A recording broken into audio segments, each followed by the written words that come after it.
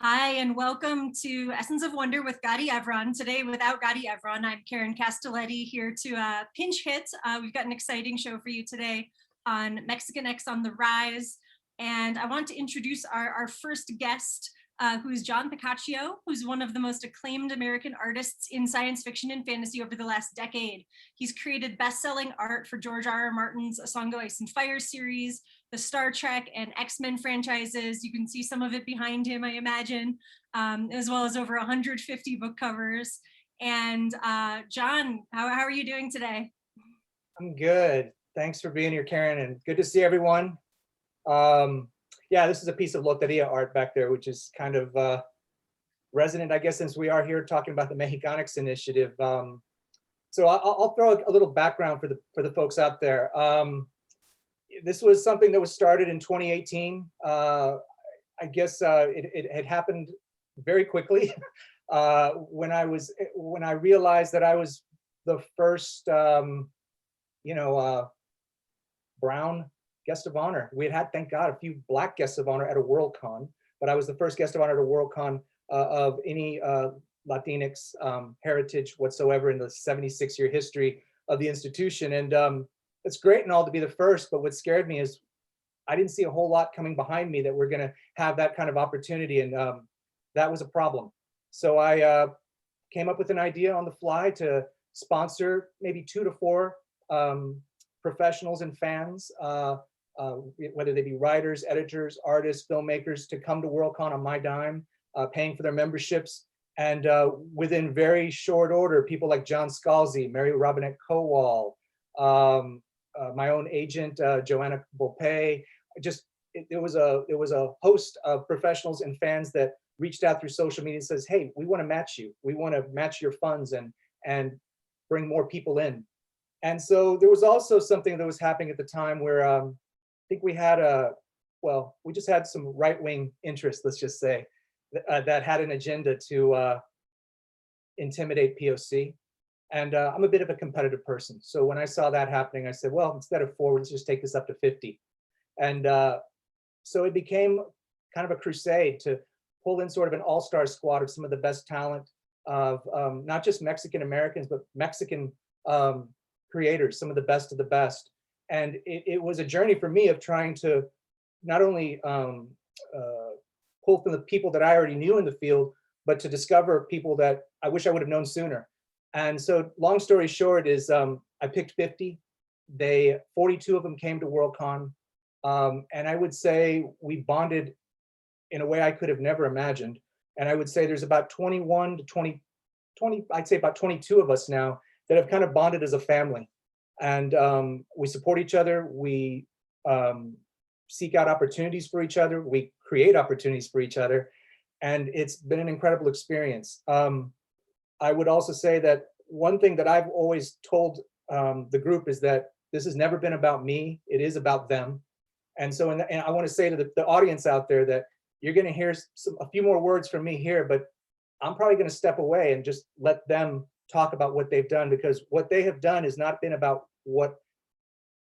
it's not been about things that I have done for them. They've done this themselves. And so one of the things that I'm most proud of is that we're not just creating opportunities for other Mexican or Mexicanx creators.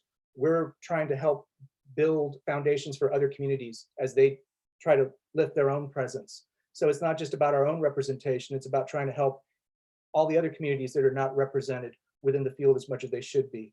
And I'm very proud to say that's what I define as success for this group. So many people say, how many more members are you going to have in this? And I never saw it as the Mickey Mouse Club. We were going to have a roster that was going to be ever growing and that we were going to have gang t-shirts and such. I never saw it that way. I always thought that this was going to be a group of people that was going to help each other grow. And that is essentially what it's been. It's sort of some people call us a mafia. I consider us a family. You can call us whatever you want, but we're not going away. And I'm very proud of what we've done so far, both as individuals and as a group. I do have some highlights of some folks that I'd like to call out. I think I've decided here on the fly that I'm going to save a lot of that towards the end. But you're talking about people like David Bowles, Alberto Chimal, Jose Luis Sarate, Lawrence Snow, Gonzalo Alvarez, Tehani Farr, it's an amazing group of talents. I would like to go through some of those successes that they've created for themselves and continue to do. I think what I would like to do right now, though, is I would like to hand the ball over to Andrea Chapela and Libia Brenda, who are going to talk about Mexicana, which I think is, along with Dignidad Literaria, which is a movement created by David Bowles, which I'll talk about a little later, I think is already, in my opinion, maybe perhaps more important than the Mexicanx Initiative, because it's going to build bridges and break down walls, much as what I was hoping that the initiative would do. And I think it's going to do it even better than the initiative in the long run. I want to also say that we have Julia Rios with us and Héctor González. You know, there's nobody who's a favorite in this group. They're all family and they're all people I love, and they'll be speaking as well.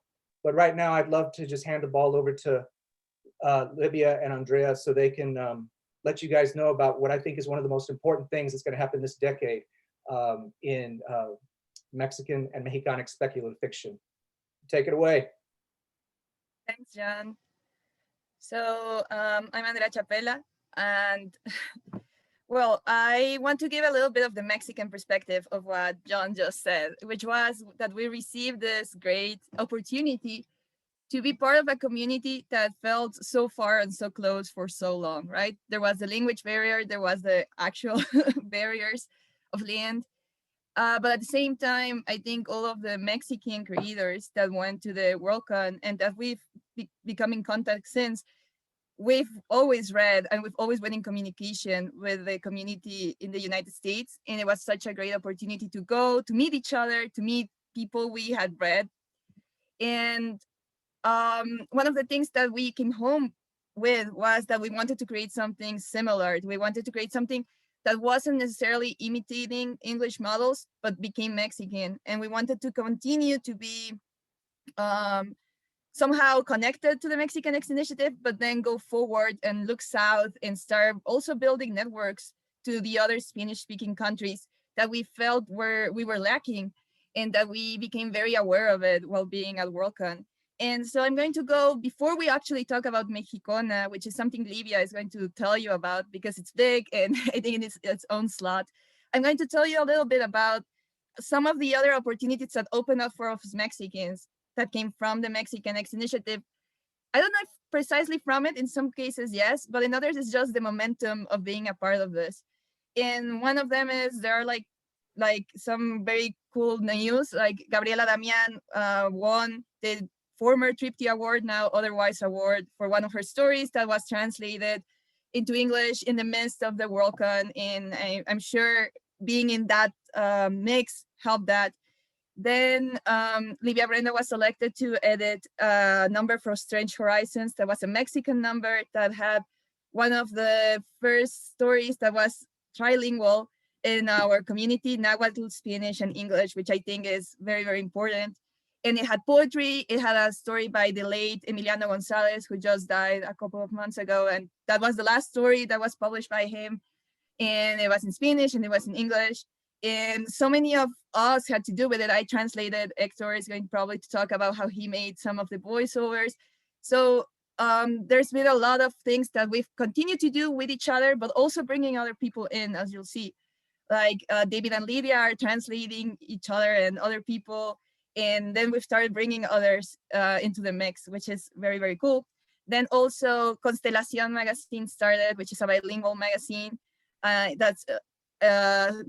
accept text in Spanish and in English. Libia is editing there, but also Cristina Jurado, Eliana González Ugarte, Coral Alejandra Moore. John did the cover for the first issue, I believe, which was great. So there's a lot of that. Then Gadi went on to be part of the chairs of the FutureCon, which is also something we're super excited about, that it exists, that it brings so many countries in. And it's also one of those, there are so many festivals and cons that are happening in the midst in this new age of online conning. And one of them was Relampejo, which was the start of us starting to build networks with Brazil, but also Uroboros, which is something we started to build networks in like other Latin American countries. And Mexicana is a part of all of this. We think it's like a sister to all of these things that are happening. We're super happy that, well, I think I was one of the first Mexicans to go to Clarion West, and after me, Nelly Geraldine Garcia went, and to this year, Daniela Guzman is also going. So we're very happy that we Mexicans continue to be part of Clarion West's family. I'm especially happy because I love Clarion West. It was the first step I had, and yeah, the first step I had into the community, and it has just continued to grow from there. And I guess before I hand this up to Libia, who is going to talk properly about Mexicana, John well, everyone told me I should talk about my own story of success that happened this week. And I don't know, Mexicanx Initiative was very important to me. As I was saying, I went to Clarion West, and that was the first moment I realized there was a very strong welcoming community of sci-fi and fantasy in the United States I want to be a part of. And then when I became in contact with John, I said, like, I want to be a part of this. I really want to be in both worlds, but I want to be a Mexican writer, and let me figure it out. Don't step at me. I'm going to do my own thing. Just be there for me when I need you. I'll call. And I published a book of sci-fi short stories last year that was very welcomed, and that got me my first agent, which I'm very excited that it will come in English soonish.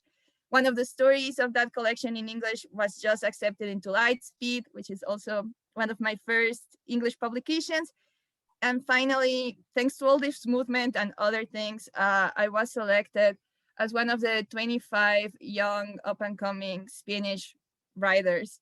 And I'm very happy by Granta, and I'm very happy of this. And I'm truly happy that the story I'm featured with in Granta is a sci-fi story, which I think doesn't happen a lot in Spanish.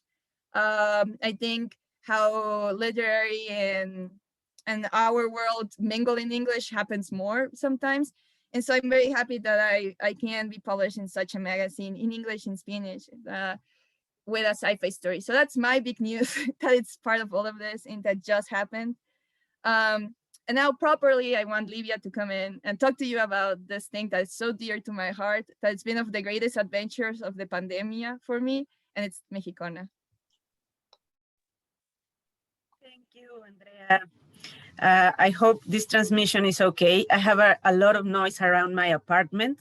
So if something happens, I have headphones at hand.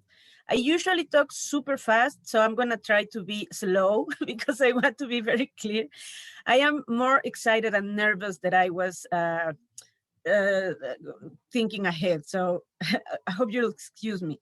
As Andrea was saying, Mexicanx Initiative was super huge for all of us, because literally opened us a door that we did not know for real that could be open. I think John created a door and let it open, and then we can go and come through that door, and that is awesome.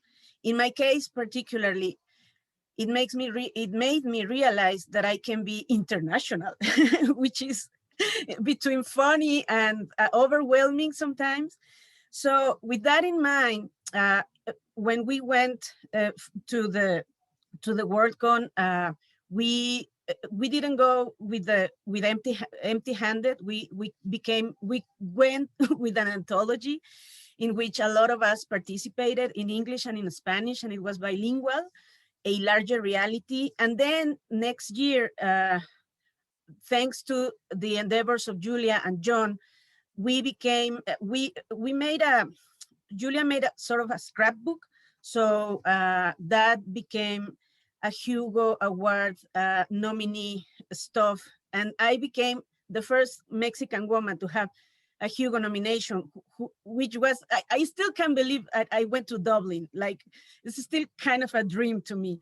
But in going to Dublin, I called a lot of our Mexicanx friends and more Mexican people. And I made another anthology. Apparently, I like to make anthologies. And I make another anthology with more than 50 people. And it is a type of a video game. And it is also an anthology. So it's a lot. And with all that, like, boiling in our heads, in 2019, Andrea Chapela and Gabriela Damian and Ileana Vargas and myself, we were very excited about 2018 travel, the trip to California in the WorldCon. So we went, we were talking with Alberto, with Raquel, with more people, but finally the four of us decided to make like a little con of our own here in Mexico, thinking in that door that now was open could be used for more people. So initially we think like super big, because our plans were like, oh, we have to invite this and that, and maybe we can make a crowdfunding and pay for the airplanes or whatever. So in 2019, we were thinking super big. Then we were scaled a little bit down, and then the pandemic hit. So we were like, oh, what are we going to do? People cannot fly. And then I think that was strangely, ironically good for us, because we let the dust like go to the ground, and our minds were a little bit clearer, and we decided to make Mexicona, which is sort of a conversation between people from Mexico, from Latin America, from Brazil, from Spain, some Mexicanx. And we wanted to talk about future, about science fiction, about fantastic literature, and about our role in one hand, we have climate crisis. In another hand, we have these whole landscapes of the imagination. And we like to go in both lands. So we like make a little convention. It's not exactly a convention, it's similar to a convention. Everything was online, and the response was amazing. We have a very great community. As Andrea was saying, we were able to literally communicate with people from Latin America, and also Mexicanx people, Latinx people from the United States. But everything became after WorldCon and after our experiences. So it was like a very interesting plot. So in 2020, in September, we made 2 weekends, like Friday, Saturday, and Sunday, and then the next week, Friday, Saturday, and Sunday. And the conversations are, I'm gonna type the site in the chat. The conversations are in our YouTube channel. Everything is in Spanish, but it's very interesting because we were starting to connecting with more work, for instance, from indigenous people here in Mexico, which is, there are huge populations that in the United States are not tomadas en cuenta. How do you say that in English? They're not necessarily part of the conversation, but here in Mexico, it happens the same thing. So we are trying to build also doors and bridges. And that was in 1920. So it was great. And then Nelly Geraldine Garcia Rosas, whom Andrea just mentioned now, write us an email because she was very inspired and very she wanted to be part of the conversation, literally. So she tell us, why don't we make an award? And the initial idea of an award, it was a similar idea to probably the awards that we know in coming from North America, especially from United States. And then in the Mexicona, as we always do, we were thinking, and we became with a new idea. So now I'm very happy to share with you that in this site is mexicona.mx. We have an open submission call for everybody that is based in any part of the world, but has Mexican roots. If you write in English, you can send us in English and the translation to Spanish.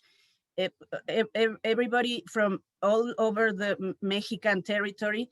And we have a modality of 2 different types of awards. One of them is very similar to the Otherwise award, which is we are going to create a list of honor with 15 items. The thing is, we don't want it to be just like one person won. And also we wanted to include multimedia types of work. So we are accepting music, cinema, video games, essays, of course, literature, whatever media is your media, electronic manifestations. If it's speculative fiction, if it's science fiction, if it's fantasy terror, or whatever, the whole spectrum of those genres, please send us your work, because we wanted to know it, we wanted to read it, we wanted to see it and to listen to. And we are going to be picking 15 items for the list of honors, 5 of other media and 10 for literature. And it's open, the calling is open. And the other half of the award is from a book of short stories. So the thing with that is that parallel to all this, I was in my own head also brewing a lot of stuff, because like, I don't know, that's how I work. And I finally, probably 20 years later than the first spark start in my brain, I decided to open my own publishing house. And so I did. And now I have a small indie nonprofit publishing house called EoW Ediciones. And also the anthologies and EoW Ediciones are, the name is inspired by Ursula K. Le Guin's work. So EoW Ediciones, it's going to publish the book that is going to be the winner in the other contest in the Mexicana. So I think that is like, we can round it that way. And also the same, if you write in English and you can send us the book in English and in Spanish, I will publish it. And we will try to do the things also as internationally as possible. And Mexicana, well, it's Mexicana, it's a little bit of a joke. It's Mex-icon, because it's a female con, which is very important to us. But also we are trying to build more bridges and to like go up into the wave, that this momentum that started in 2018, maybe a little bit before or whatever. We are now very happy to be in this community and in this family, as John said at the beginning. So that is, I tried to sum it up. That is for us big news, and we are very excited. And we are eager to read and to listen and to watch all of your work, especially for people that usually doesn't have a direct link with Mexico if they are not here for whatever reason. So you're also welcome, and thank you. That's all from my part right now. I just wanted to add, before anyone else comes up, that we are planning to do another installment of the Mexicana this year, probably in September. We don't have fixed dates yet. It's probably going to be a little different than what we did last year, because we're always trying new things. We'll probably try to crowdfund this year, but as Mexicans, we just very little money. So we can pay everyone who was involved last year. We did it all for free, but we want to pay our panelists. And we have some essays and short stories we got from the last year's panelists, and we would like to pay them for those and just make something big out of this, and also make a big party to celebrate who the winners are, which are going to be announced when we do Mexicana. We'll probably announce the dates very soon too. We're trying to come up from one very big thing to the next, and just mingle it all. And maybe just add that, as Livia was saying, we have 2 prizes, 2 like different setups. And for us, it was important, and I think inspired by all of this, to focus on the present of what's happening, and then to bet on the future of what our community, what our language can do, and can be in conversation with all the other languages of Mexico, but also with English and with you. So we have social media and all of it. So follow us and make sure, if you speak Spanish, and even if you don't, to be in contact with us, because we want to also try to subtitle our things, and so that we can start conversing with everyone. And that's all from both of us about Mexicana. And now I'm very pleased to introduce our other fellows. Julia and Hector. I think I'm going to introduce Julia Rios first. And yeah, she'll tell you more about the Mexicanx Initiative and all over that side of the world. Thank you, Andrea. Hi, so I am Julia Rios. I am a writer and editor, a translator, a podcaster. I've done all sorts of things. And when I went to the Mexicanx Initiative in 2018, I remember when John first asked me, I told him that I didn't think I was the right person for it because I thought this was to give opportunities to people from Mexico. And he said, yeah, yes, we want you. We want you to be part of this, to build the bridges and be part of the community. And it took me some convincing, but once I actually realized what he was trying to do, I realized how big and important the whole idea of building a groundswell was. It's not about just going to that Worldcon. Like, that Worldcon was a wonderful, amazing experience, but it was literally always from the beginning planned as something that would open these doors and create the space to make more opportunities. And so I was thrilled to be part of that. And the thing I was the most excited about when I said yes and when I decided to go was the idea of getting to meet actual creators from Mexico, because my father came from Mexico and I grew up in California. I've been to Mexico to visit my family there a few times, but I didn't know anyone in science fiction and fantasy there. And so I really wanted to connect with a side of my heritage that also overlapped with part of my passion and my career. And that was wonderful. I got to meet so many people, and this has for me spread out in a lot of different ways. For instance, getting to work with so many of the people that I met through this and that also come from Mexico that I didn't meet through this. So I've edited a lot of things, and I've edited stories by several members of the initiative, including Libia and Gabriela and Ileana. What is Ileana's last name? Vargas. Ileana Vargas. Vargas, Ileana Vargas. I'm like, she's a great writer. She writes these surrealist things, but I couldn't remember her last name. Ileana Vargas, I've edited her and translated her story as well. Alberto Chimal. Coming up, I'm going to be editing an essay by Hector, which is great. He writes amazing essays and he cooks amazing food, and I'm very excited to be working with him for the first time. I've also, since all of this happened, I've started a new magazine called Mermaids Monthly, which is all about mermaids. And it's sort of a one-year project for me that's a little fun palette cleanser between, I don't know what will come next, but I wanted to take a year to focus on something whimsical, and I chose mermaids. And so for that, I've actually got John doing one cover in October for our October issue. But before that, this very month, the April issue is going to be by Dianita, who is someone I had never heard of before the Mexicanx Initiative, and who I've seen growing as an artist over the past few years, and she's amazing. So look out for that cover, which I believe will be sharing with everyone, I think, sometime within the next week. So check out the Mermaids Monthly Twitter. It's at Mermaids Monthly on Twitter, because you will see this cover painting, which Dianita did, of beautiful mermaid art.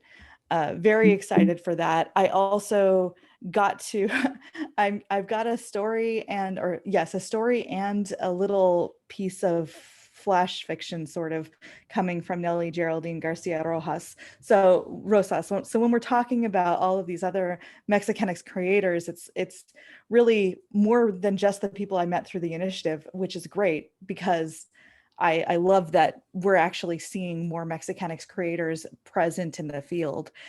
We've also got a piece of art coming up from Denise Distel, who is a Mexicanx artist that I'd never heard of before, but I know that our reach is expanding. As all of this snowballs, people are actually seeing it, people that maybe none of us have ever met before. And through things like Mexicona and other things like that, they're seeing the opportunities elsewhere. And I love that big ball is rolling. So if you want to check out Mermaids Monthly, we do have a story in the last issue, the March issue, which is up for free right now. That's by David Bowles, who is another initiative member. There's an earlier story that is by Alberto Chimal, which I also translated. And coming up in a few months, we're going to have a collaboration between Libia and Gabby. So I'm really excited for that one too. I'm going to turn it over to Hector, who I know has a lot to say about his narration and his essays and all of his experiences, and I would love to hear him talk. Julia, thank you very much. I really appreciate the introduction, and I am, from the beginning, I felt more than honored to be part of this group. I remember seeing initially, I think it was John Scalzi retweeting about the opportunity, and immediately went to John like, hey, I like sci-fi. These are the kind of things that I have done before, so let's give it a shot. And I was one of the first 4 persons that got chosen from there. And then I started seeing that everything started snowballing, like, okay, now 8, 12, 50 people got invited. And there was a moment when I felt that, is this real? I mean, and also felt a little bit in the minority because there are a lot of very talented writers, artists, and everything. And I was like, so I'm just a fan. But that's also another important part on any writing community. You have the readers that initially found out your work, and then they feel inspired to create on their own. And I remember especially on that flight back, which I initially missed because I went to have some tortas at a really good place in San Jose. But the next day, that's the kind of brand that I have. I take long food detours. But the next day, I started just writing, okay, what do I want to do with this kind of new feeling of creation?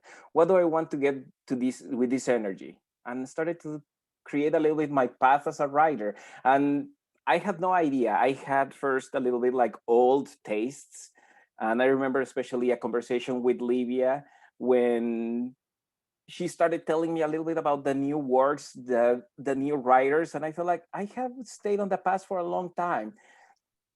I need to start educating myself on this new wave. And that was one of the first things that I did.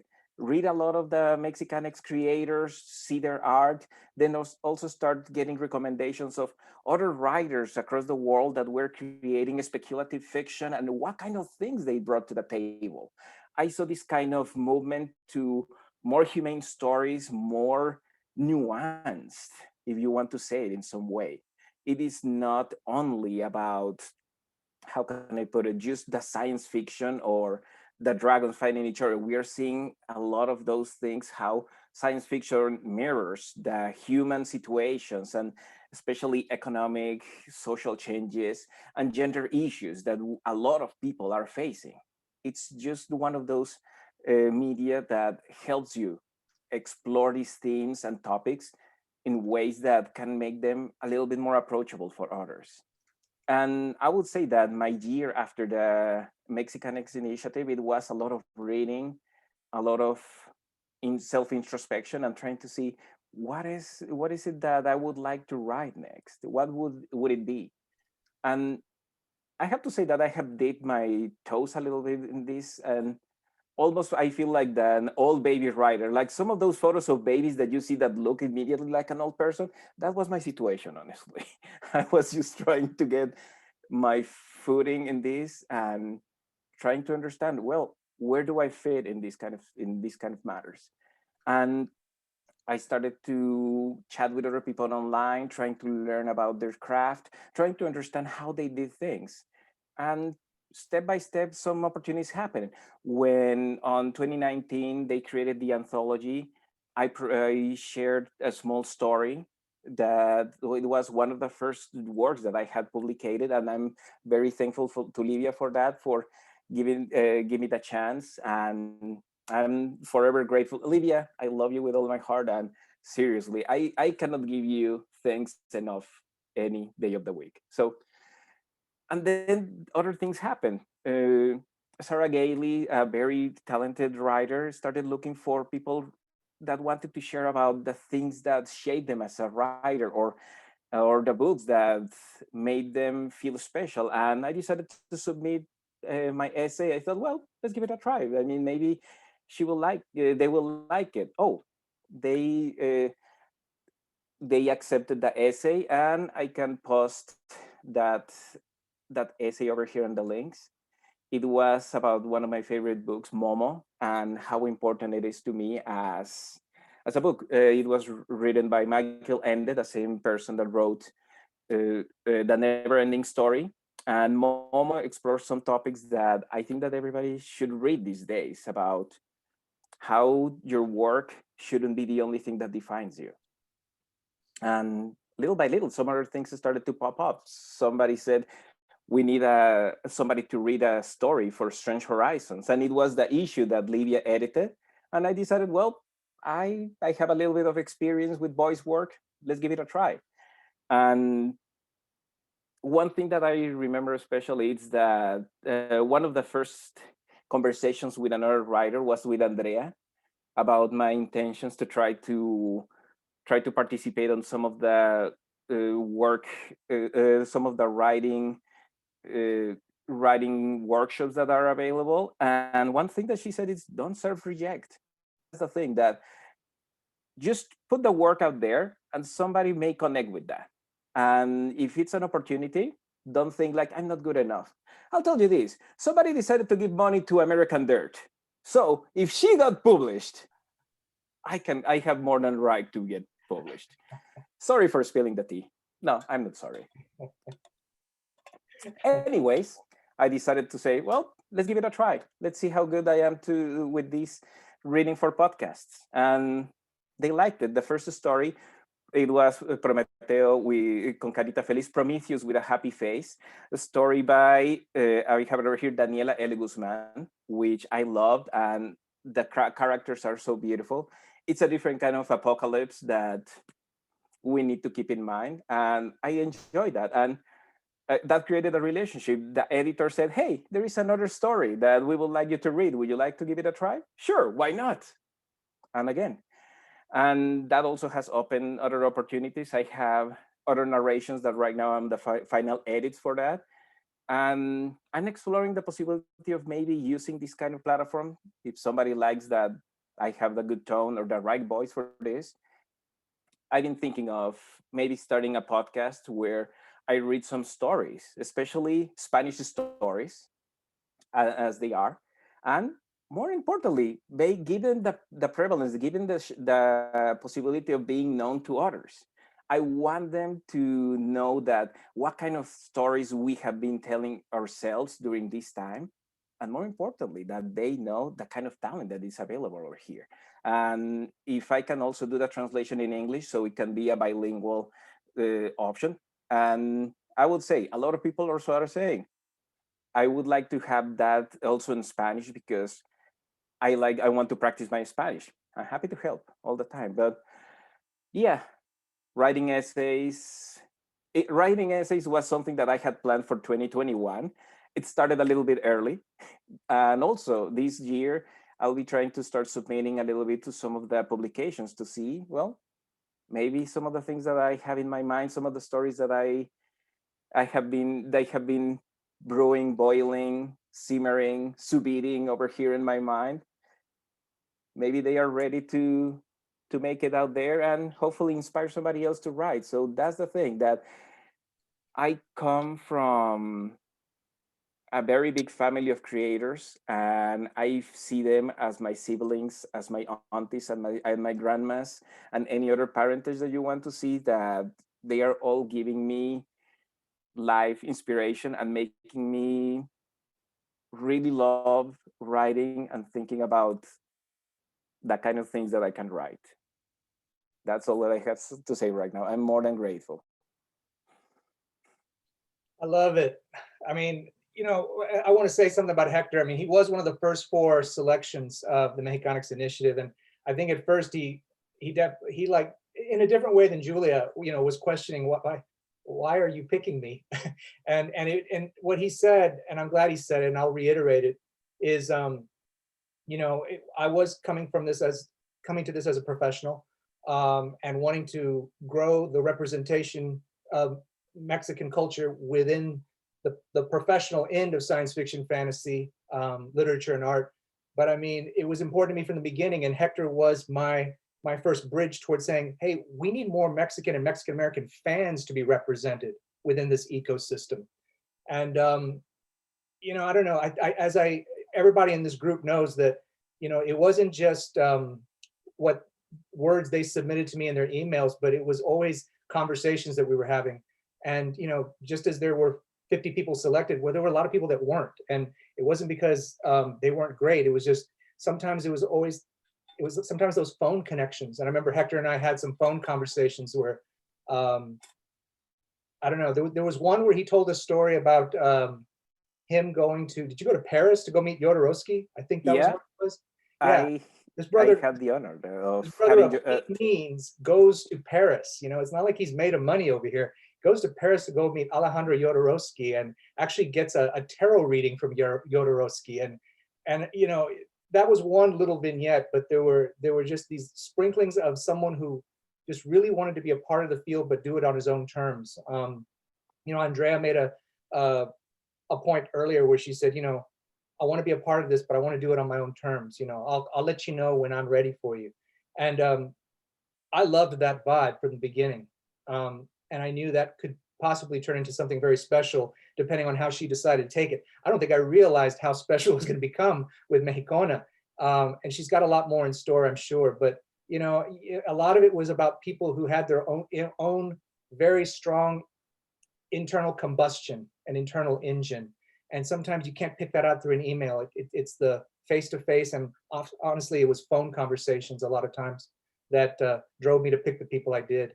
I'm going to take a minute or two here and talk about some of the other folks that are not pictured here with you, but they're with us anyway, and they're probably actually committed to other engagements this weekend because we're a pretty busy bunch. One of them is David Bowles. This guy is very important to me because not only was he somebody I selected for the initiative, you know, what a lot of people don't know is David, along with a guy named Christopher Brown, white guy, not Mexican, not Mexican American, straight white guy, but has more relationships with Mexican writers than I did when I was building the initiative. And these two individuals were key to me starting to make my selections. It was up to me to vet and to make the decisions. But David really was there for me when I was building the initiative. And now that we've, you know, cleared the Worldcon, which, as Julia said, was just a starting point. It was never meant to be, well, we're done here. You know, it was just the springboard for what we're going to do. David, I think, has been, of all the family, has been one of those that's really pushed the things I wanted to see pushed forward. He's pushed them in ways I couldn't have seen. And that's what you want, you know, people who can push beyond what you can see yourself. Dignidad literaria. Somebody who's not me, type that in there, and let's make sure that people who don't know, and I hope most of you do, know what this is about. Dignidad Literaria is a coalition that David co-founded. I guess it would have been in 2019, and it was about bringing publishers to bear for their lack of representation for Latinx, not just Mexicanx, but Latinx representation within the publishing field. And he's talking about it not just in terms of what is published, but the people within the publishing field, the editors, the people who are the gatekeepers, so to speak. And he wanted them to not only answer for not having more of us in the field, but perhaps even having more of us become those folks. And I think he's met mixed results, but he has lit fires that are not going to go out. And I am very, very proud of him for what he's done. It's an ongoing battle. We're all there with him. This guy is prolific as heck, and I'm not going to just dwell on David because I got other folks I got to cover. But I have to mention one thing very quickly. There's something he dropped on Twitter this week, and there's a book that he's self-publishing. I mean, this guy's got, I don't know how many publishing deals right now, but this one thing he's doing is self-publishing. It's a space opera quartet led by a book called The Path. And he announced a grant this week that is very, very special. It's called the Path Grant. And it's awarding, I believe, an annual $2,500 prize for emerging BIPOC women writers of speculative fiction. And this is going to be funded via the royalties of his space opera quartet. So it's not just the path, but his ongoing books. He's going to be using his own money, his own royalties from this project to fund this grant in an ongoing way so that more BIPOC women can be represented in the field. Hector, you got something you want to say? Or, oh, I thought you were going to drop in. Yeah, I just think that's incredible. And it is sort of in keeping of the spirit of what we started here in 2018. I'm sure there's going to be more things created by us that will be in this spirit, but that's a big one to me. That's a really big one. And I'm incredibly proud of him for that. He's got, I want to say this, he's got a graphic novel coming out in October. You need to keep your eye out for it. It's going to be called The Witch Owl Parliament. Again, this guy has so much stuff. Somebody type in David's website if you can, because yeah, I can't keep up with the projects from this cat. But I just wanted to drop that out there. Alberto Chimal is a Mexican writer, and I knew when I picked him, we were getting one of the all-stars of Mexican fiction. One of the things I did when I created Mexicanx Initiative was I wanted more of those Mexican writers to be represented in English editions here in America. What I love about what Andrea and Libia are doing is they're creating bridges where we're reversing that polarity and bringing more of the sort of American fandom, eventually, I hope, and American creators to where they're going to be coming to Mexico as opposed to us bringing Mexico to the United States. And by the way, I think I said American. I meant to say United States. It's a habit I'm trying to change. Thanks to my people. So yeah, Alberto Chimal, very important writer. I'm going to hold up a book here. I don't know if you're going to be able to see it. It's black cover on a guy who wears black all the time. The Most Fragile Objects. This came out January of last year, right as the pandemic was going to explode. But this came out from Katakana Editions. And this is available here in the States, his first English language book. And when I started the initiative, this was one of the dreams I had, was more of these writers, more of our people in Mexico being represented in beautiful editions here in the States. This is an important deal to me. Another writer I want to highlight is Jose Luis Sarate. He's a big deal, y'all. In Mexico, he's a big one. And he's beloved by professionals and fans. And this is a book that was put out by Innsmouth Press. That's Silvia Moreno Garcia's press. And this is translated by our guy, David Bowles. This came out last year. It's The Root of Ice and Salt. If you are a vampire fan, this is a must book. A beautiful, beautiful little volume put out from Innsmouth. Again, an English translation of a story that originated in Spanish, available here in the States now. Fantastic, fantastic thing happening there. Mariana Palova has her new book, Legend of Fire and Lead, coming out in Spain. I invited her for her illustration work, but I knew she was a writer. And as we were bringing her into the initiative, into San Jose and the Worldcon, she was getting ready to debut her first novel. So she's double-barreled, because she's a writer, she's an author artist.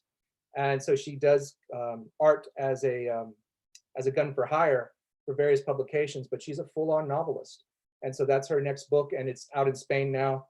We mentioned Ileana Vargas, who's beloved by all of us, and she's one of the foursome, one of the quartet that is building Mexicana. I believe, and you guys can straighten me out here if I get this wrong, I believe she's just now releasing a new collection of stories. It's called No Voy a Salvarte, which is, to English speakers, I Will Not Save You, coming out from EoW Ediciones. And that's a new collection of stories. Unfortunately, for those who don't speak Spanish, that's going to be Spanish language only for now. But it just came out in Mexico, and that's a big deal to all of us that she's got a new collection of stories. Very talented writer. Our own Lauren Snow. This is a woman who's kind of came in with a very sort of embryonic art career, not quite knowing exactly where she wanted to go, but had a hell of an engine, very driven. I picked her for the initiative because I thought she had talent, but she just seemed to me like, I use this phrase, it's in a movie, Once Upon a Time in Mexico, I think is where I first saw it. There are Mexicans and there are Mexicanx. And we picked only Mexicans in this group. And she's one of the ultimates of that. She's a problem solver and somebody who, you know, in the clutch, she's going to come through. Well, I mean, she's really blossomed as an artist, but I never saw that she was going to become the art director for the Science Fiction Fantasy Writers of America. I never saw that coming. And she did that all, you know, as everybody in the group. It's maybe me opened the door at the beginning, but all this is them doing it themselves. And Mary Robinette Kowal asked her to join the team, and she's been phenomenal. She also managed in her spare time to do a piece that nabbed her her first Chesley nomination. The Chesleys are like the SAG Awards, I guess, for artists. You know, it's like just like the Nebulas are like the English language science fiction fantasy world's peer award for great writing. The Chesleys are that peer award for art. So it's an important award. And she got her first Chesley. And speaking of the Chesleys, the ASFA, which is the Association of Science Fiction Fantasy Artists, is headed by a woman named Sarah Felix. She is the president of that group. She was that before even the Mexicanx Initiative. But what Sarah has done is she's kind of gone from somebody who I think was almost a self-styled crafts artist, and proud of it, by the way, to being someone who I think is, I'm going to jinx, somebody knock on wood right now, because I think I'm going to jinx this woman, God forbid. But I think she's going to win a Hugo for fan artist one of these years, and I hope it's soon. She was the runner-up last year, but she's built this amazing body of tiara work. I'm not a tiara guy, let me just tell you that right now, but a lot of people are, my God, and they're devouring these things. She releases them every Tuesday on social media, and people are just loving what she's doing. And she's created a brand for herself. It's one of the things I loved about Hector when I brought him in, is he had this amazing food brand called Mexicanity. He was creating his own salsas, and he absolutely destroyed people with his food when he brought it to Worldcon. And I know that's always going to be a part of his game. But Sarah's created a brand for herself with this whole tiara, phenomenon that she's developed. So let's see if she gets on this year as a Hugo finalist for Best Fan Artist. But I think she's just been doing phenomenal stuff. I'm going to wrap it up here in a second, but there's another one I want to say is, we call him Gonzo, and that's Gonzalo Alvarez. This guy's hard at work right now. This is a cat who basically has come from nothing. And he's a East Texas guy who, young kid too. He's got to be in his like maybe mid 20s, I would say. He's half my age, let's put it that way. And this guy had the vision for this thing called Pollo Man, little cartoon that he had going on, but he wanted in his dream of dreams to create a graphic novel for it. And I said, don't wait around to do it. We can help you get it done now. It's just, we got to start opening doors, and you got to put in the work. Well, he was putting in the work, and we opened doors for him. And now he has a multi-book graphic novel contract with HarperCollins. And he is currently working on that book. It will be put out through Harper Alley, HarperCollins. And we're very proud of him. So, you can create all the doors you want, but if people first have to walk through them, and then they have to know what the hell to do once they cross the threshold. And our people have done it. And I'm just so proud of all of them. There's someone here, actually, I'm going to say one more thing. Dianita, who I think is probably floating around. Dianita is also someone I want to say who, when I brought her into the initiative, I'm not even sure if she kind of knew whether she had the confidence to be a fantasy artist, a quote unquote fantasy artist. Certainly her portfolio was fairly anemic. There wasn't a lot there. But when I would talk to her on the phone, there was a real, a passion. A lot of artists have passion, but they don't know how to push it forward. And I'm not sure if she did either, but there was some sort of gut feeling I had that I think if this woman can get her legs underneath her and get her confidence up, she could be really powerful. At the time, she was battling some health maladies. And I just thought, once she battles through, I think she's going to get there. It was a leap of faith, as most everybody was here. They took a leap of faith in me, especially coming from Mexico when I don't speak Spanish. So I believed in her. And this woman is now taking smart school classes with Donato Giancola, Julie Bell, some of the luminaries of fantasy art. And I want you to just pay attention to that. I think we've typed her website somewhere in here in the chat. If not, let's go ahead and reiterate it. But I think she's going to be a real player for a long time. And so her name is Dianita. And I really believe in her. Teani Farr is another one that I think is a phenomenal artist, just came out of nowhere. Truly incredible. I think that's enough. I can go on. I think we need to maybe start to wrap ourselves up. I'm going to pass the ball back to Karen, I think. Yes. And I just want to say thanks, everyone. John, thank you so much. I have bought so many things on Amazon as you mentioned them today. I will be busy for a while, and I'm really excited about some of them. We got one question in the chat that I wanted to ask you, because I think this was a great question from Miguel Garcia, which is, he says, I love Odo Ediciones projects, particularly their interest in providing a more horizontal platform for publishing. In regards to this, I'd like to know if you have specific strategies to recruit or encourage submissions by, for instance, authors from outside of Mexico City, or authors whose first language might be an indigenous language. I'm aware that the submissions process is open to everyone, but many times there are also issues of access that require special attention. Well, thank you. Thank you, Karen. I will take that. Just want to mention super fast that Daniela L. Guzman, which was the author published in the Strange Horizons number, it's now my first author in Odo Ediciones. We are going to publish her short story book.